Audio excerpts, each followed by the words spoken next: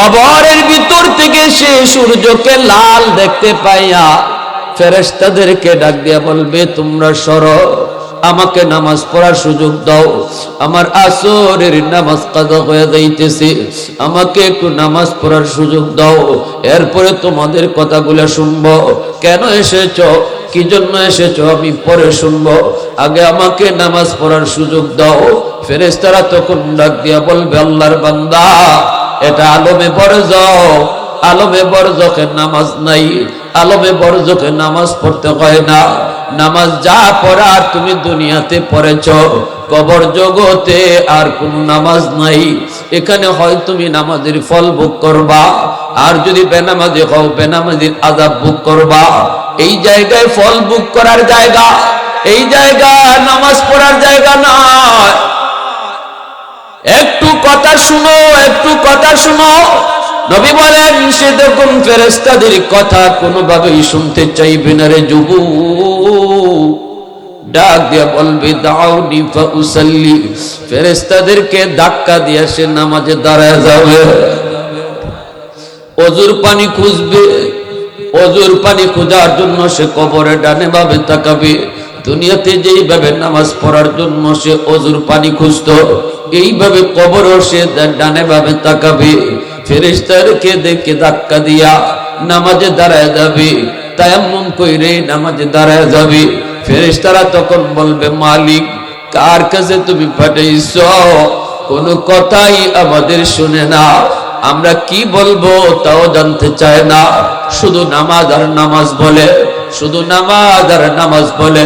আল্লাহ পাক তখন বলবে, ফেরেশতারা আয়, আমার বান্দারে প্রশ্ন করা লাগবে না, কারণ তোমরা প্রশ্ন কি করবা? তোমরা তো প্রশ্ন করবা, আমার রাব্বুকা, রব তোমার কি, ওয়ামা দীনুকা, ওয়ামান হাদার রাজুল আল্লাযী বুইসা ফীকুম ইউকালু লাহু মুহাম্মদ। প্রথম প্রশ্নই হবে তোমাদের, রব তোমার কে? কিন্তু আমার নামাজি পাগল বান্দা বান্দি, রব আমার আল্লাহ। এই সবক দৈনিক 5 ওয়াক্ত নামাজের প্রতি রাকাতে রাকাতে আদায় করেছে। আলহামদু সূরার ভিতরে রব আমার আল্লাহ এই সবক আদায় করেছে। সুবহান রাব্বিয়াল আযীম রুকুতে যাওয়ার পর রব আমার আল্লাহ স্বীকার করেছি, সাজদা যাওয়ার পরও কয়েছি সুবহান রাব্বিয়াল আলা, সাজদার মধ্যে রব আমার আল্লাহ স্বীকার করেছি। এইভাবে প্রতিটা রাকাতে রাকাতে রব আমার আল্লাহ যেই নামাজি বান্দা বান্দি স্বীকার দিয়েছে, এই নামাজিকে রব তোমার কে প্রশ্ন করা লাগবে না। আর একটু জোরে করুন না সুবহানাল্লাহ, আর একটু জোরে করুন সুবহানাল্লাহ। প্রশংসা করব আমরা কার? আর একটু জোরে বলেন কার? আলহামদুলিমান কাদ্দারা খাইরাও ওয়া খাবালা, আলহামদুলিমান কাদ্দারা খাইরাও ওয়া খাবালা, ওয়া শুকরু লিমান সাওয়ারা হুসনাও ওয়া জামালা, ফরদুন সামাদুন আন সিফাতিন খালকি বারিউন, রব্বুন আযালিয়ুন খালাকাল খালকা কামালা, লা জিদ্দা ওয়ালা নিদ্দা ওয়ালা হাদ্দা লিমাওলা, লা জিদ্দা ওয়ালা নিদ্দা ওয়ালা হাদ্দা লিমাওলা, আল আনা কামা কানা ওয়ালাম ইয়ালকা যাওয়ালা, আল আনা কামা কানা ওয়ালাম ইয়ালকা যাওয়ালা। জোরে সোরে কোন আল্লাহু আকবার, আর একটু জোরে কোন আল্লাহু আকবার। রাবেয়া বসরি আল্লাহর বহুত বড় একজন ওলিয়া, মহিলা ওলি ছিলেন। রাবেয়া বসরি নাম শুনছেন নি আপনারা? ইন্তেকালের পর ওই রাত্রে 40 জন আল্লাহর ওলি স্বপ্নে দেখেছেন রাবেয়া বসরিকে।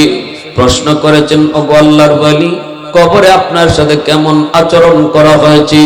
রাবেয়া বসরি ডাক দেয়া বলতেছি, আমার এই এলাকার গোপালনগর এলাকার মা বোনেরা একটু খেয়াল করে শোনো, তোমাদের মতোই একজন মহিলা ছিলেন রাবেয়া বসরি, তোমাদের মতোই একজন মহিলা। কিভাবে আল্লাহর পাগল হলেন, আল্লাহর প্রেমিক হলেন? কিভাবে আল্লাহকে খুশি করলেন, দুনিয়ার জগতে কিভাবে আল্লাহ পাগল ছিলেন।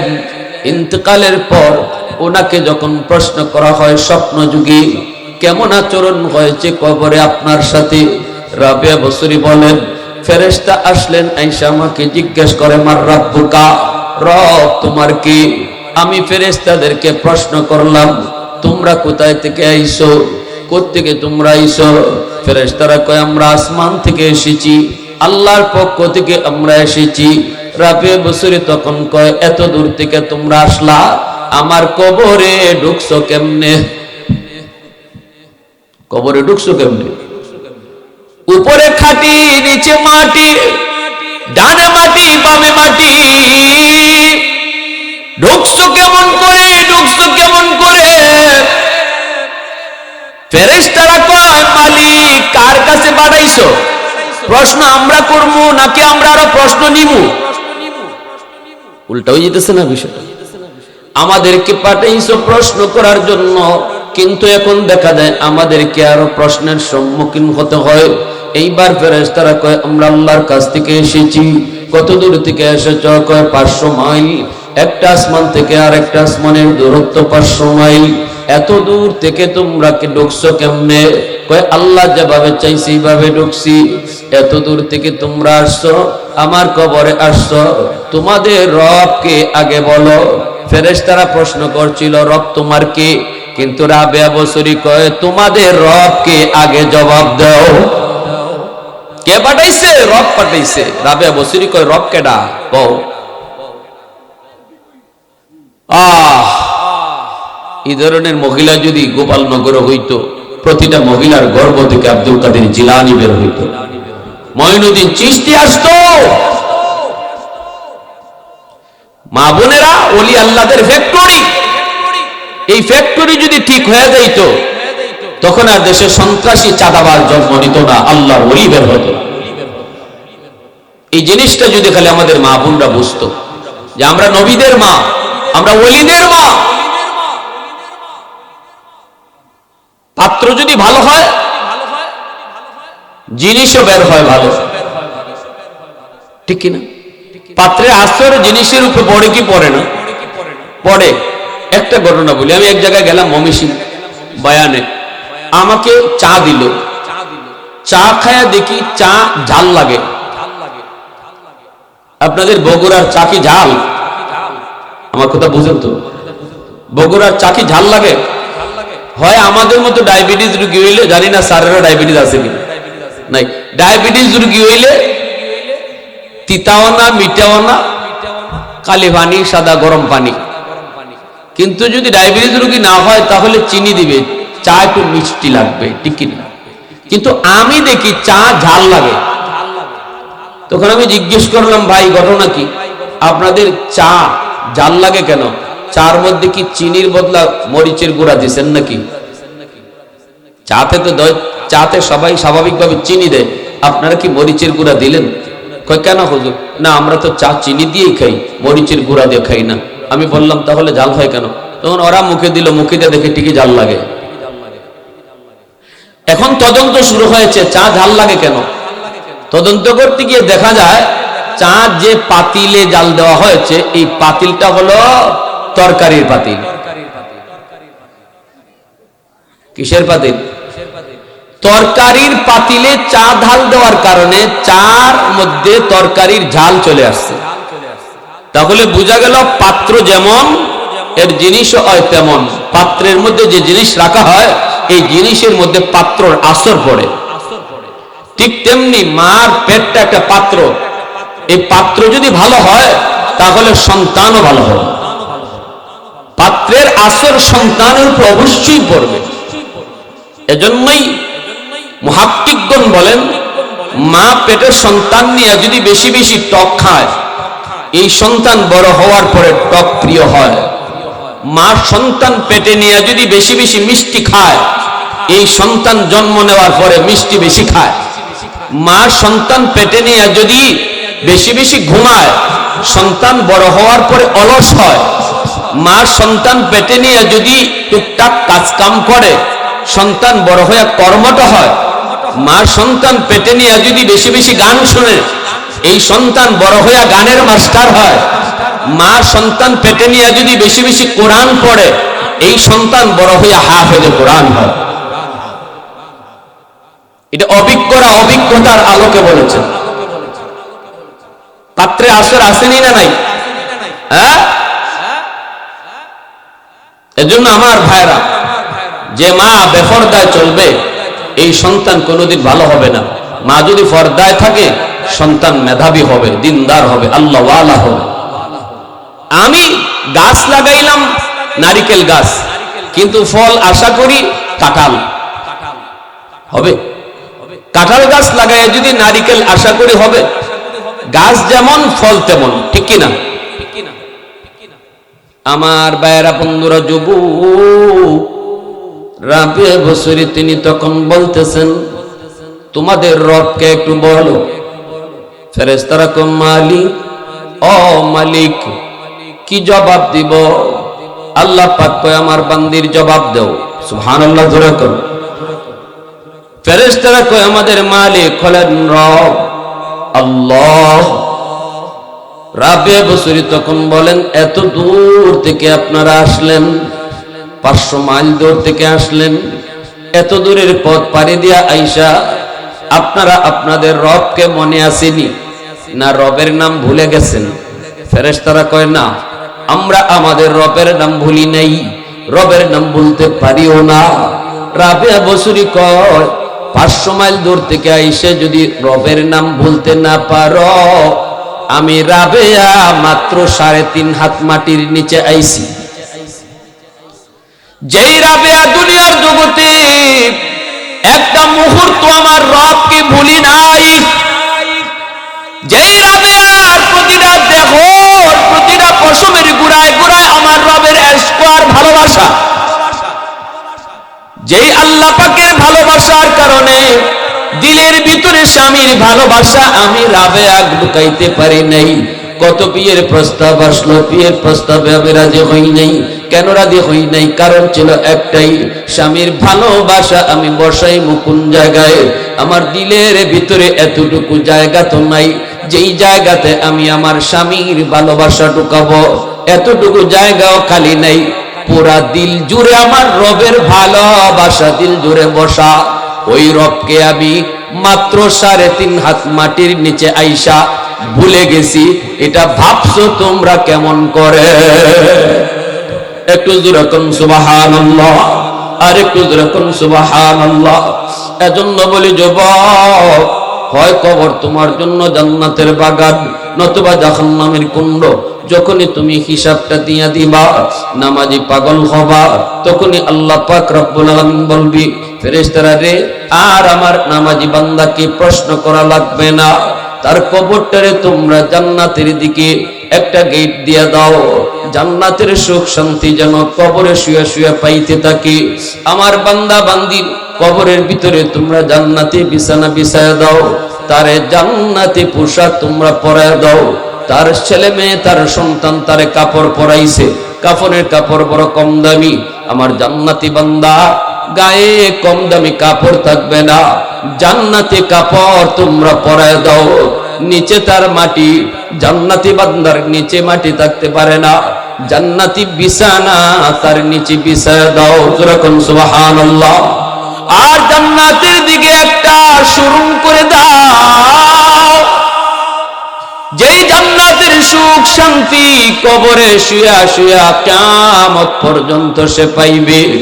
বিচার কিন্তু শুরু হয়নি, বিচার হবে হাসরের মাটি, কিন্তু বিচারের আগ মুহূর্ত পর্যন্ত সে কবরে সে জান্নাতের সুখ শান্তি সে পাইতে থাকবে। আর আল্লাহর যে বান্দা নামাজের হিসাব লইতো না, দুনিয়াতে আযান হইতো, কানে যাইতো, কিন্তু মসজিদে যাইতো না, মসজিদের পার দিয়ে চলে যায়।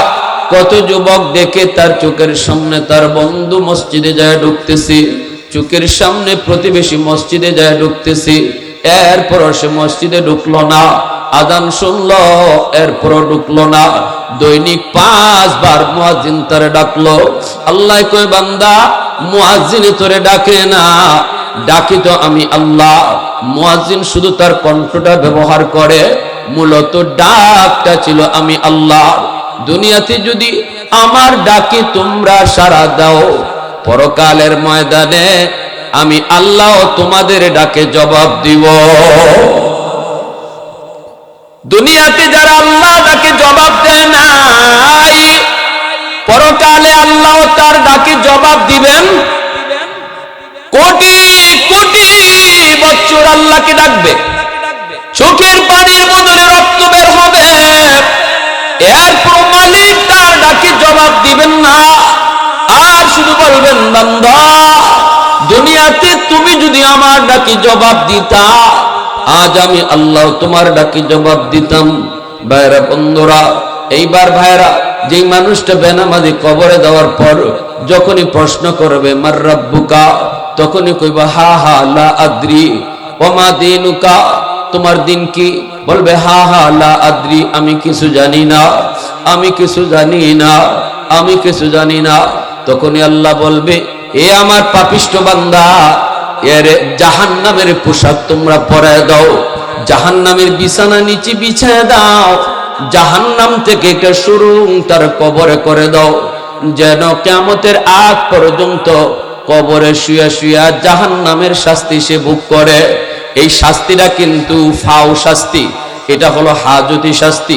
এই শাস্তিটা মূল শাস্তি নয়, এটা বিচারের পরে কোনো শাস্তি নয়, এটা হাজতখানা।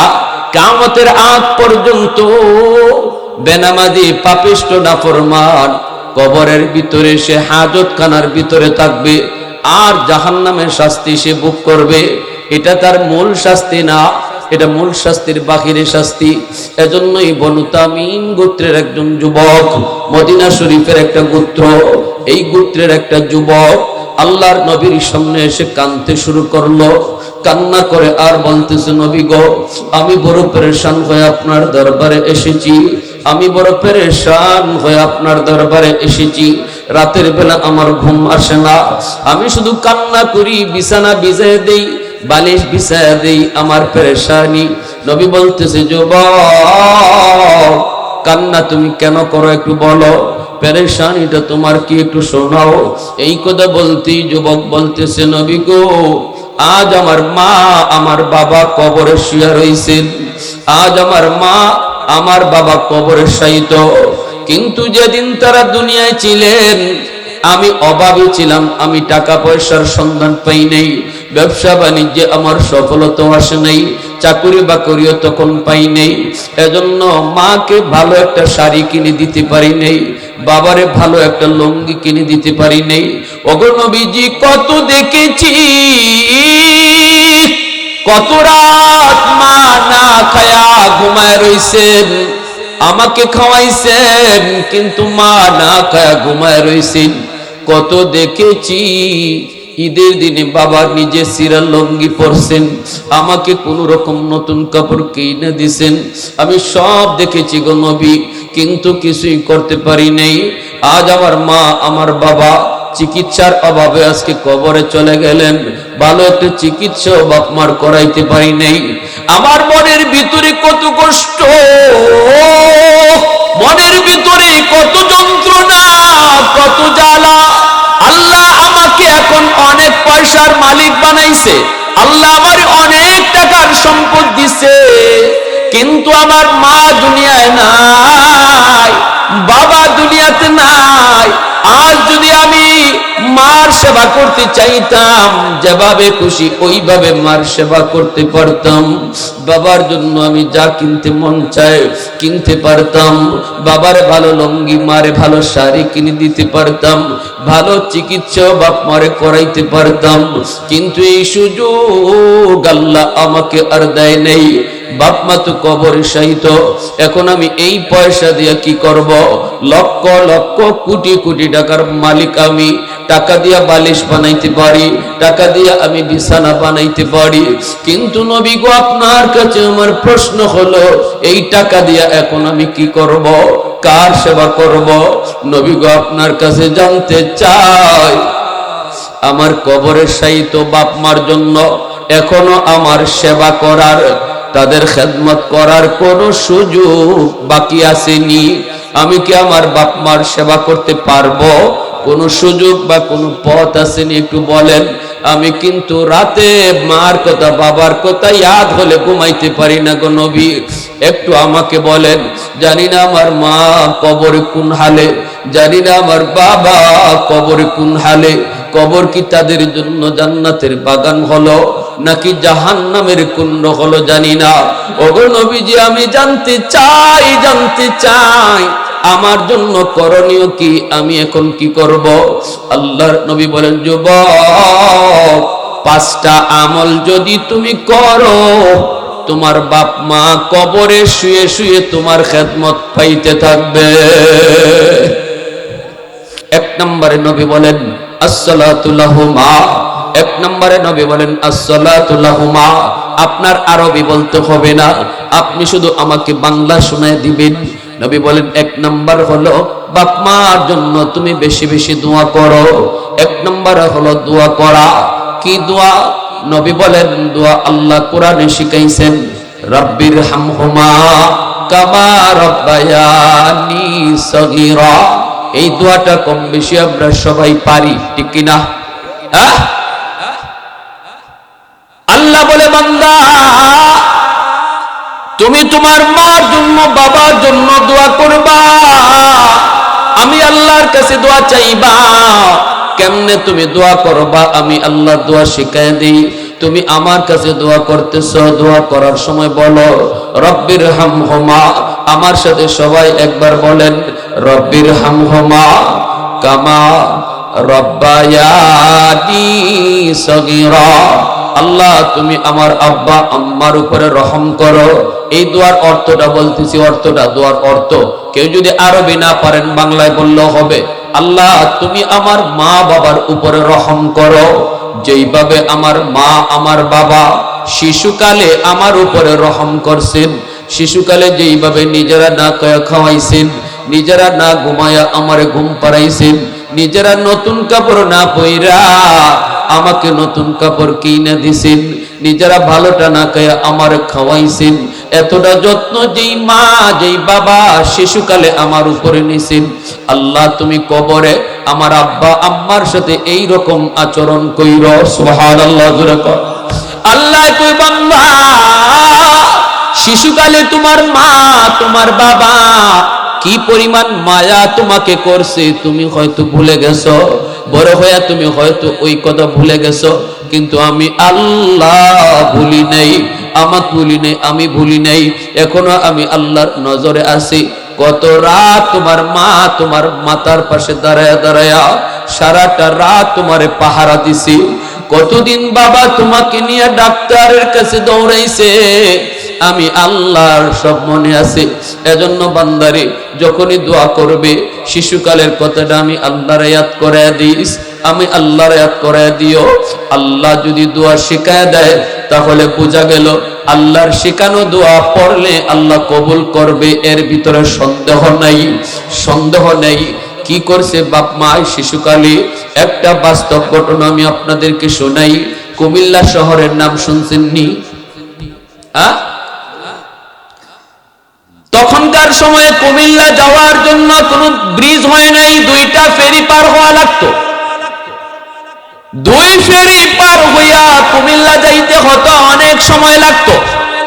যেমন ভাবে আপনাদের এক সময় যমুনা সেতু ছিল না, বরিশালে মানুষের জন্য পদ্মা সেতু ছিল না, সারা দিন লাগতো ঢাকা শহরে আইতে আর যাইতে, ঠিক কিনা?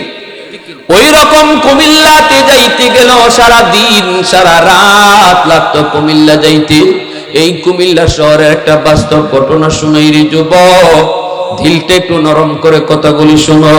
এতক্ষণ যা শুনছো কানে ইয়াদ রাখবা, এখন একটু দিলটা নরম করে কথাটা শোনো, ঘটনাটা শোনো।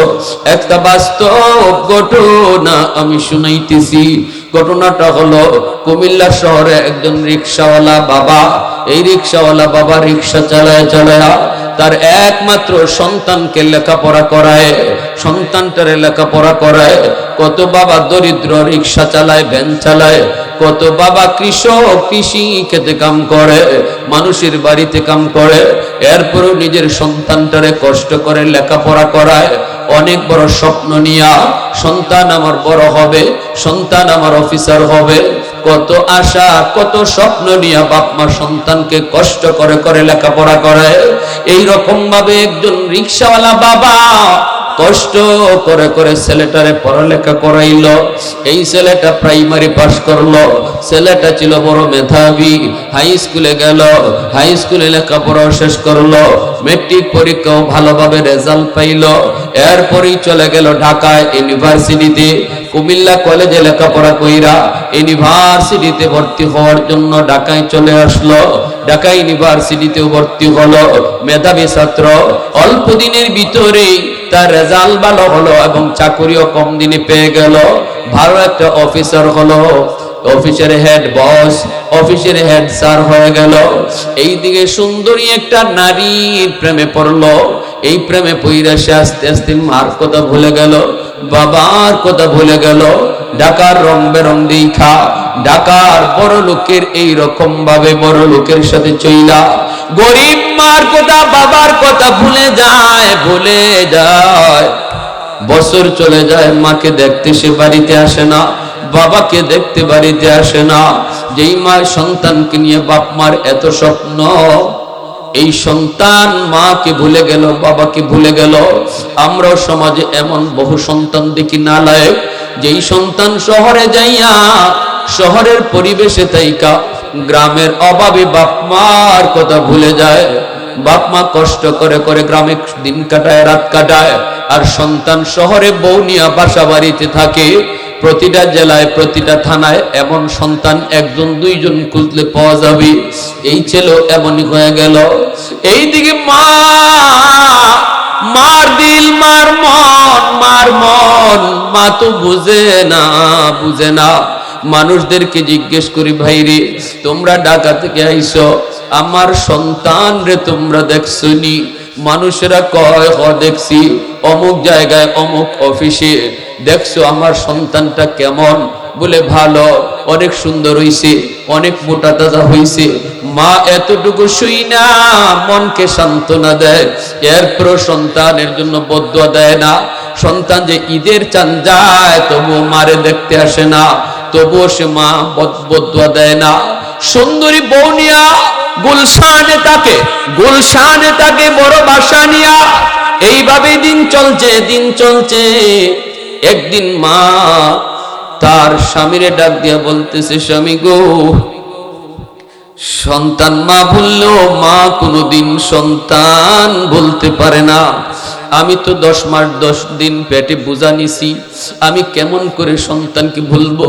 স্বামী গো, একটু যাও, নিজে যাই একটু দেখে আসো, নিজে যাই একটু দেখো তার চেহারাটা কেমন, একটু দেখে আসো। এই বইলা কোন রকম বুঝায়া স্বামীরে পাঠাইছে ঢাকা শহরে। ঠিকানা নিয়া বাবা সন্তানের অফিসের সামনে হাজির হয়েছে। রিকশাওয়ালা বাবা, গরিব মানুষ, চেহারার মধ্যে দারিদ্রতার ছাপ। গেটের পাশে আইসা ঢুকতে চায়, দারোয়ান ঢুকতে দেয় না। দারোয়ান কয়, কে আপনি? কোত্থেকে এসেছেন? কয়, গ্রাম থেকে এসেছি। কার সাথে দেখা করবেন? কয়, অমুকের সাথে। দারোয়ান কয়, ইনি তো আমাদের হেড স্যার, ইনি তো বড় স্যার, বড় অফিসার। স্যারের সাথে দেখা করা যায় না, স্যারের সাথে দেখা করতে হলে স্যারের পারমিশন নিতে হয়। আপনি এখানে একটু দাঁড়ান, আমি স্যারের পারমিশন নিয়ে আসি। দারোয়ান চলে গেল অফিসে, যা বলতেছে, স্যার একজন গরিব মানুষ গেটের পাশে দাঁড়ায়া আপনার সাথে দেখা করতে চায়। এই কথা বলতেই স্যারে সিসি ক্যামেরার দিকে তাকাইছি। সিসি ক্যামেরার দিকে তাকায়া ভালো করে চিনতে পারছে গেটের পাশে যেই বুড়া মানুষটা দাঁড়ায় আছে, এই বুড়া মানুষটা আর কেউ না, এই বুড়া মানুষটাই হলো তার বাবা। এই মানুষটাই হলো তার বাবা, যেই মানুষটা রিক্সা চালায় তারে আজকে বড় লোক বানাইছে। এরপরও কিন্তু সন্তানের দিল নরম হয় না, কারণ মানুষ যখন গুনাহ করে, বেশি গুনাহ করার কারণে দিল শক্ত হয়ে যায়। সে বাবাকে দেখেও তার দিল শক্ত রইল, নরম হলো না। এইবার বলতেছে দারোয়ানকে, দারোয়ান নে 500 টাকা দিয়ে দিলাম, যে বলবি স্যার খুব ব্যস্ত মানুষ, দেখা করার টাইম নাই, এই টাকাটা দিছি আপনাকে চলে যেতে বলছি। দারোয়ান মনে করছে মনে হয় কোনো ভিক্ষুক টিক্ষুক। দারোয়ান আইসা কই, চাচা নেন, স্যারে আপনাকে 500 টাকা দিছে, বলছে আপনাকে চলে যেতে, স্যার খুব ব্যস্ত, দেখা করতে পারবে না। এই কথা বলতেই বাবা কই, বাজান একটু যায় কও আমি ভিক্ষুক না, আমি ভিক্ষা নিতে আসি নাই, আমি আসছি এক নজর আমার সন্তানের চেহারা দেখার জন্য। দারোয়ান চিৎকার দিয়া মাটিতে পড়ে গেল। দারোয়ান কই, চাচা আপনি বুঝি আমার স্যারের বাবা? বলে হ্যাঁ আমি তোমার স্যারের বাবা। একটু যে কও, হয়তো আমার সন্তান বুঝছে না, মনে করছে কোন সায়েল আইছি। দারোয়ান কান্দে আর কই, চাচা যায় কোনো লাভ হবে না।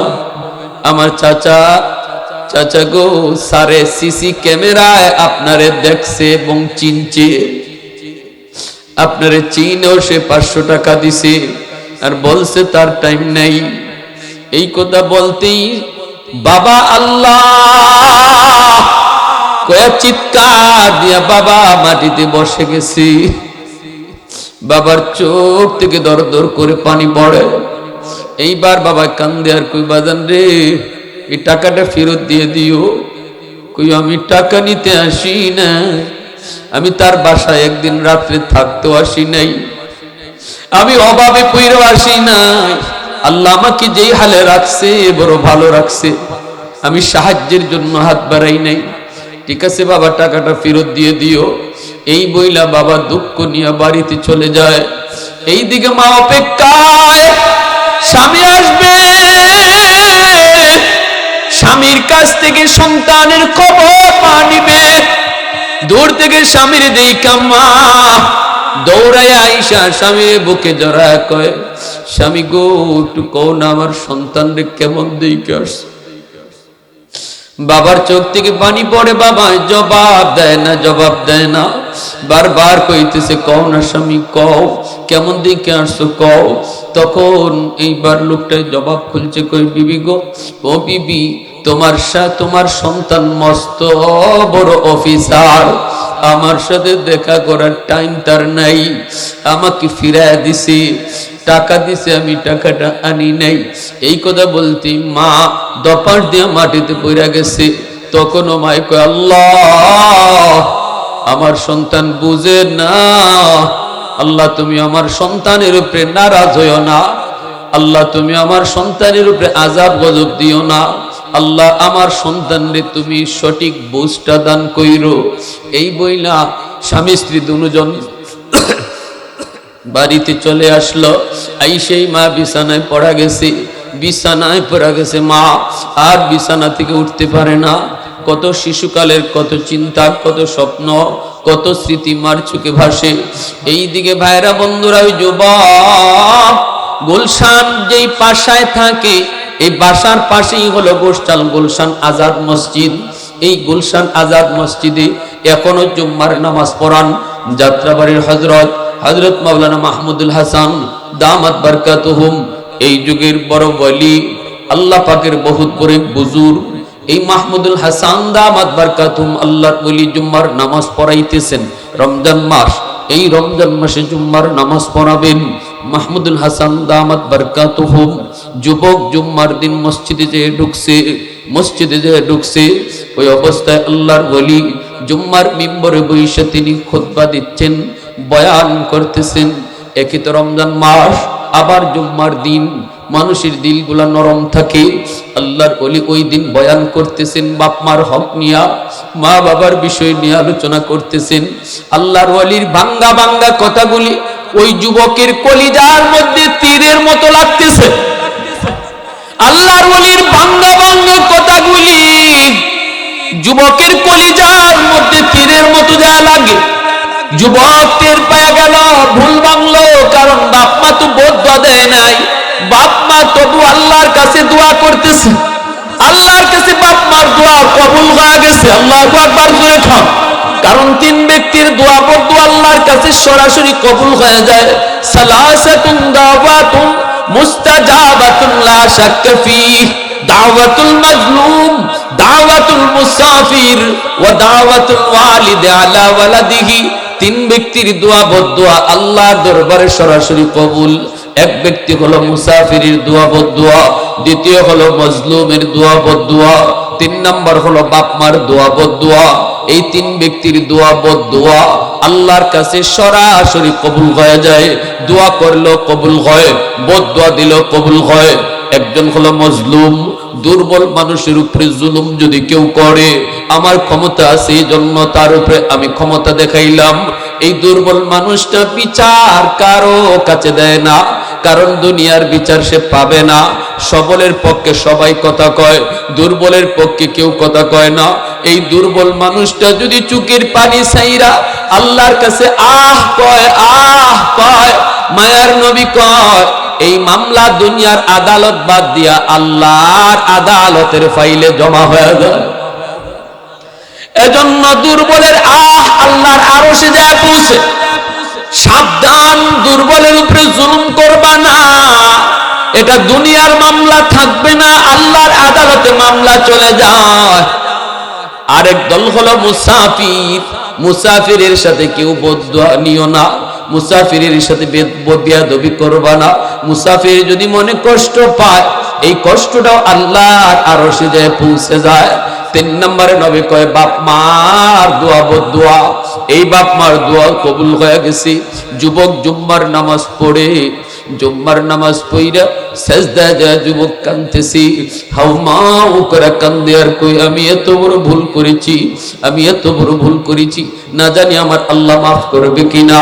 কারণ বাপ মা যদি নারাজ থাকে, এই সন্তানের জান্নাতে যাওয়ার আর কোনো পথ নাই। তার নামাজ তারে জান্নাতে নিতে পারবে না, রোজা তারে জান্নাতে নিতে পারবে না, হজ তারে জান্নাতে নিতে পারবে না। যদি বাপ মার কলিজায় ব্যথা থাকে, বাপ মার কলিজায় ব্যথা দিয়া কোন সন্তান দুনিয়ার আমল লইয়াও জান্নাত পাবে না, যতক্ষণ পর্যন্ত বাপ মারে খুশি না করবে। রেদার রাব্বি ফি রেদাল ওয়ালিদাইন ওয়া সাকাতুর রাব্বি ফি সাকাতিল ওয়ালিদাইন। নবী কয় বাপ মা খুশি তো আল্লাহ খুশি, বাপ মা নারাজ তো আল্লাহ নারাজ। আল্লাহরে যদি রাজি করতে চাও, একটা পথ হলো বাপ মারে রাজি কইরা আল্লাহরে রাজি করতে হয়। বাপ মারে নারাজ রেখা আল্লাহরে রাজি করা যায় না। আর বাপ মারে রাজি করা খুব সহজ, বাপ মারে রাজি করা সহজ। শ্বশুর শাশুড়ি রাজি করাইতে লক্ষ টাকা, হাজার টাকা খরচ করতে হয়, কিন্তু বাপ মারে রাজি করতে টাকা লাগে না, পয়সা লাগে না। একালে কমলা বাজার থেকে কিনে যুবক মা রুমে ডুইকে শুধু মারে বলো আম্মা আজকে বাজার থেকে কমলাটা তোমার জন্য আনছি। দেখবা মার দিল খুশি হয়ে গেছে। বাজার থেকে কমলাটা আইনা বাবার হাতে দিয়া কো আব্বা কমলাটা আজকে তোমার জন্য আনছি। দেখবা বাবার দিল খুশি হয়ে গেছে। বাপ মা তোমার সন্তান ফালায়া খাবে না, তোমার সন্তানকে নিয়েই বাপ মা খাবে। কিন্তু সন্তানের হাতে না দিয়া, স্ত্রীর হাতে না দিয়া বাপ মার হাতে যদি দেও বাপ মা খুশি। তখনই আল্লাহ কয় বন্ধু জানায় দাও আমি আল্লাহর সাথে সাথে তার উপর খুশি। বাপ মা যখনই খুশি জানায় দাও আমি আল্লাহর সাথে সাথে খুশি। আর যখনই বাপ মার কলিজায় কোনো সন্তান আঘাত দিয়া কথা কইব, আল্লাহ বলে বন্ধু জানাও হে যত বড় নামাজি হোক, যত বড় হাজি হোক, যত বড় গাজী হোক, আমি আল্লাহর সাথে সাথে তার উপরে নারাজ। বাপ মা নারাজ আমিও নারাজ, বাপ মা নারাজ আমিও নারাজ, বাপ মা রাজি আমি আল্লাহও রাজি। সুবহানাল্লাহ। জুম্মার নামাজ পড়ে যুবক বাজারের দিকে রওনা দিছে। বাসায় আর যায় না, স্ত্রীর কাছে আর যায় না, বাজারে গেছে, যাইয়া মার জন্য শাড়ি কিনছে, বাবার জন্য লঙ্গি কিনছে, বিভিন্ন ধরনের ইফতারি কিনা যুবক চোখের পানি মুছতেছে আর কান্না করে করে কুমিল্লার দিকে রওনা দিছে।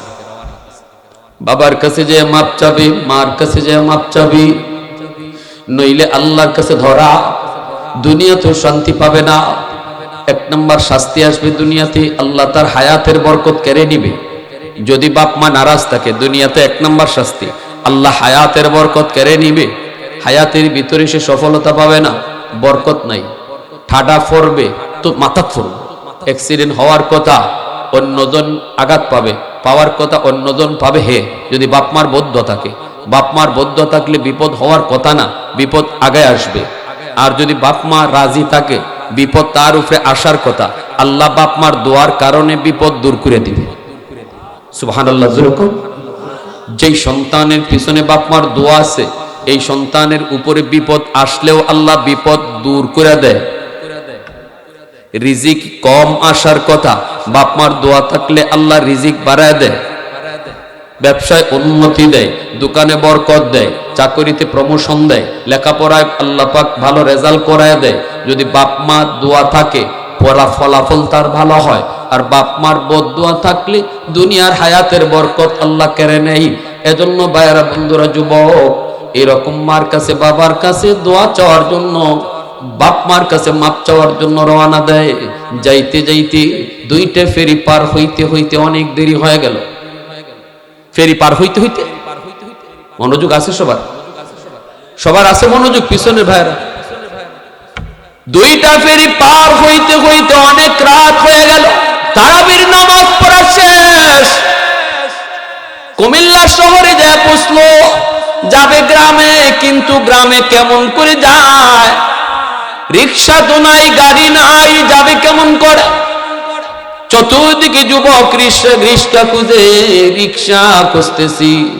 রিক্সা যোগে বাড়িতে যাবে, একজন মানুষে কইরে, যুবক, এত রাতে তুমি রিক্সা পাবা না। সবাই রিক্সা যার যার গ্যারেজে ঢুকায় ফেলছি। কিছুক্ষণ পরেই সেহরির টাইম হবে, সবাই সেহরির জন্য উঠবে। এখন তুমি কোনো রিক্সা পাবা না।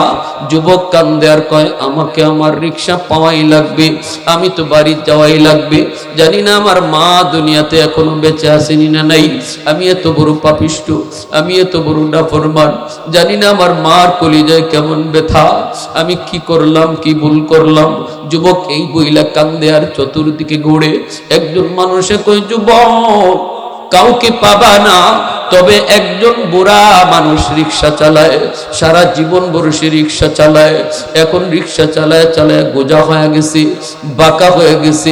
মনে হয় এই লোকটা তোমার রিক্সা নিয়ে যাইতে পারে, কারণ তার টাকার বড় প্রয়োজন। গ্রামের বাড়িতে তার স্ত্রী বিছানায় পড়ে রয়েছে, স্ত্রীর জন্য প্রতিদিন তার ওষুধ নিয়ে যাইতে হয়। এজন্য লোকটায় রাতের বেলাও রিক্সা পায়, রিক্সা নেয়। মনে হয় তুমি এই লোকটার কাছে গেলে পরে রিক্সা পাবা। এইবার যুবক বলতেছে, কোথায় গেলে পাবো? লোকটাই কয়, উনি ওই যে একটা দোকান, ওই দোকানের বারান্দায় রাত কাটায় দেয়, গ্যারেজ ভাড়া দেয় না। তার টাকার বড় প্রয়োজন, রিক্সা গ্যারেজে রাখে না। একটা দোকানের সামনে রিক্সাটা নিয়ে বইসা বইসা রাত কাটায় দেয়। যাও, তুমি গেলে পরে পাইতে পারো। যুবক রওনা দিছে যাওয়ার জন্য। যায় দেখে একটা রিক্সা দাঁড়ানো দেখা যায়, আর রিক্সার পাশেই বারান্দায় বসে বসে প্রচন্ড শীতের মধ্যে একটা বুড়া মানুষ মাফলার দিয়া মুখটা পেঁচাইয়া, শীতের বাতাস থেকে বাঁচার জন্য, শীতের কষ্ট থেকে বাঁচার জন্য বসে বসে রাত কাটায় দিতেছে, আর শরীরটা এইভাবে কাঁপতেছি। মাফলার দিয়া মুখটা পেছানো চিনা যায় না। যুবক ডাক দিয়া কই, চাচা, অমুক গ্রামে যাবেননি? বলা মাত্রই ওই বুড়া মানুষটা কণ্ঠ চিনে ফেলেছে। কারণ বাবা সন্তানের কণ্ঠ চিনতে ভুল করে না, মা সন্তানের কণ্ঠ চিনতে ভুল করে না, ভুল করে না। হাজারো শিশু বাচ্চার ভিতরে কোন সন্তানটা মার, মা ভালো করে বুঝতে পারে। বাবা কণ্ঠটা চিনে ফেলেছি। এইবার বাবা মাথাটা না তুইলা, মাথাটা নিচের দিকে দিয়েই বলতেছে, হ বাবা, আমি যাব, আমার টাকার বড় প্রয়োজন, কিন্তু আজকে আমি তোমার কাছ থেকে টাকা দিব না। বাবার তো মনে মনে বাজান রে, এই রিক্সায় চড়াইয়া তোমারে কত স্কুলে নিয়ে গেছি বাবা, কত তোমার স্কুলে নিয়ে গেছি ঘুরাইতেছি, কত জায়গায় বাবা ঘুরাইছি,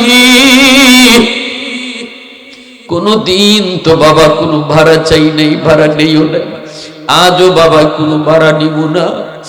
বাবা মাথাটা নিচের দিকে দিয়ে কই হবাজান আমি যাব। তখনই ছেলে কই ঠিক আছে ভাড়া কত দেওয়া লাগবে চাচা? বাবা তো পরিচয় দেয় না। তখন মাথা নিচের দিকে দিয়েই কই বাজান রে আজকে ভাড়া তোমার কাছ থেকে নিব না। ছেলে কয় না আমি আপনাকে ডাবল ভাড়া দিব। এই বইলা ছেলেকে রিক্সায় তুইলা বাবা রিক্সাটাই না রওনা দিছে। পৃথিবীতে মায়ের মতো আপন কেউ হবে না, পৃথিবীতে মায়ের মতো আপন কেউ হবে না। তোমরা কোনদিনও মায়েরই মনেতে কষ্ট দিও না, তোমরা কোনদিনও বাবারই মনেতে কষ্ট দিও না।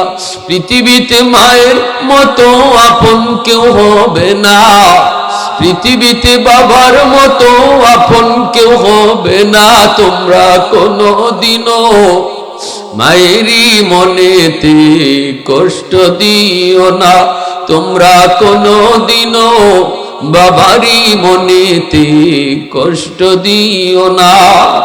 কত পাপী এমন আছে মাকে কষ্ট দেয়, মায়ের মনে কষ্ট দিয়ে অভিশাপ নেয়।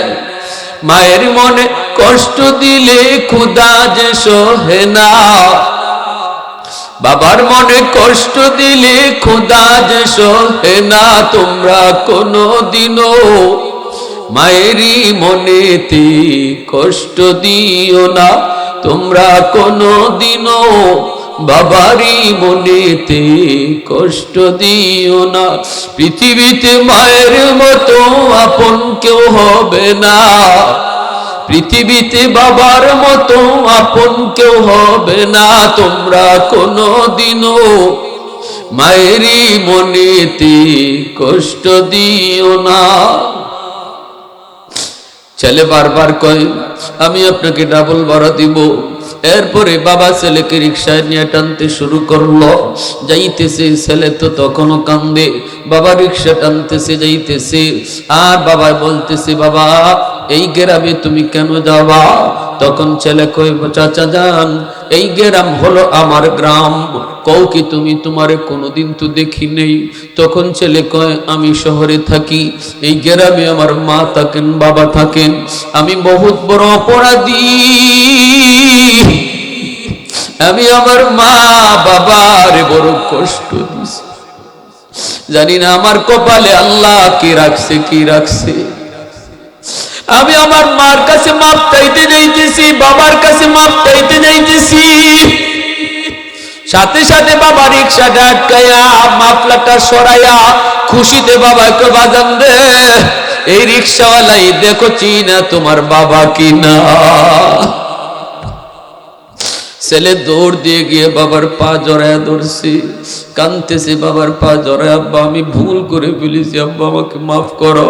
বাবা সারা জীবন রিক্সা চালিয়ে তুমি বোঝা হয়ে গেছো, ওই দিন আমি তোমারে ফিরাইয়া দিছি, আব্বা তুমি প্রচুর কষ্ট পাইছো, আম্মা কই তাড়াতাড়ি চলো।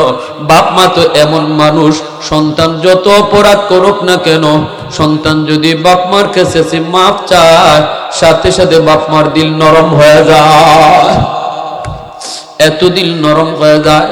মাপ চাইতে দেরি, বাপ মার দিল নরম হতে দেরি হয় না। এক যুবক আমার ওয়াজ শুইনা কই হুজুর আপনার ওয়াজ শুইনা আমি বাড়ি গিয়া পড়ছি, রাত বাজছে তখন একটা, যাই দেখি আমার মার দরজা বন্ধ। আমি মার দরজার সামনে যায় দাঁড়াইছি, আমি বহুত বড় অপরাধী ছিলাম, বউয়ের কথায় প্রতিদিন মারে, রাতের বেলা যায় মারতাম, প্রতিদিন মার গায়ে হাত উঠাইতাম। ওই দিন আমি কানতে কানতে বাড়ির দিকে যাই, যে দেখি মার দরজা বন্ধ, যায় ডাক দিছি মা, কয়া ডাক দিছি। মা মনে করছে আমি আজও মারতে গেছি, মায় মনে করছিল আমি হয়তো আজকে মারবো না। মা তাহাজ্জুদের নামাজ পড়ে কাঁদতেছে, যেই মা কয়া ডাক দিছি মার কলিজা কামড় দিয়ে উঠছে। আরে আমার সন্তানের মায়ের কথা বলে নাই, মনে হয় এখন মারতে আইছি। মা ডাক দেয়া কয় বাজার আজকে মারে তুই মারিস না, গতকালকের মাইরে এখনো আমার পিঠে ব্যথা করে। আজ আমি তোর বউয়ের সাথে কোনো ঝগড়া করি নাই। যুবক কয়, মা আমি মারতে আসি নাই, মাপ চাইতে এসেছি। দরজা খুইলা দিছে, মা দৌড় দিয়া গিয়া যুবক পায়ে ধরছে, মা টান দিয়া বুকে তুইলা নিছে। সুবহানাল্লাহ জোরে কর। মা বইলা গেছে। এজন্য রে যুবক মনে রাখো, আল্লাহ নবী রহমতের নবী কয়, যখনই বাপ মার কথা ইয়াদ হইব তখনই তুমি দোয়াটা পড়ো, রব্বির হামহুমা কামা রব্বায়ানি সগীরা। 2 নম্বরে নবী বলে, ওয়াল ইস্তিগফারু লাহুমা, বাপ মার জন্য তুমি বেশি বেশি দান সদকা করবা, দান সদকা করবা। কবরস্থানে দান করো, মাদ্রাসায় দান করো, মসজিদে দান